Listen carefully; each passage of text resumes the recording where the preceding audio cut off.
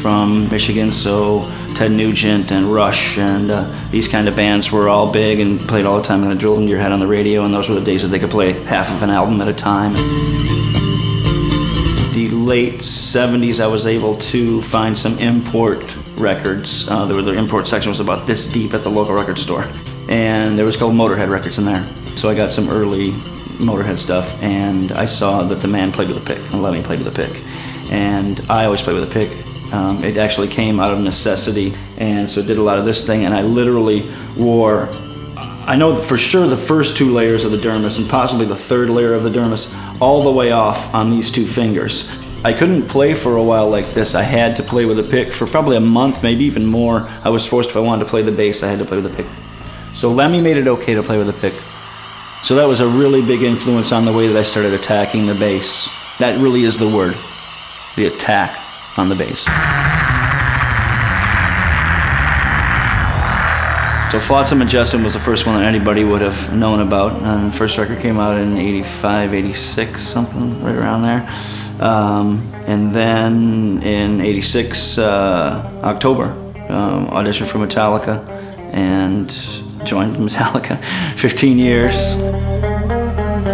In the meantime, I had a couple of projects at my studio, the Chop House, and we formed Papa Wheelie as our punk band that still goes to this day.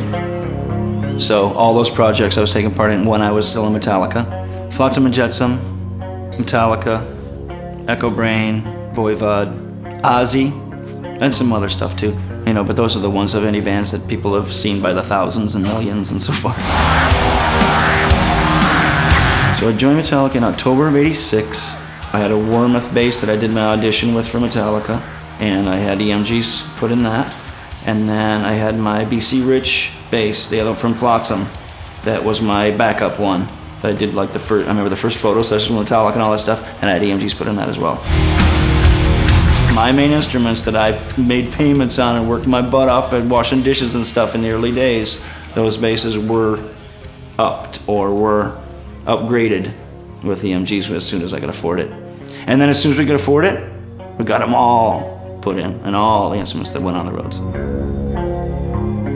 EMG has always been the one to compare to, I think, when it comes down to it, because when Kirk and myself and a lot of our peeps, you know, we collect guitars, and we like vintage instruments and open to some new things if people come up with certain things, you know.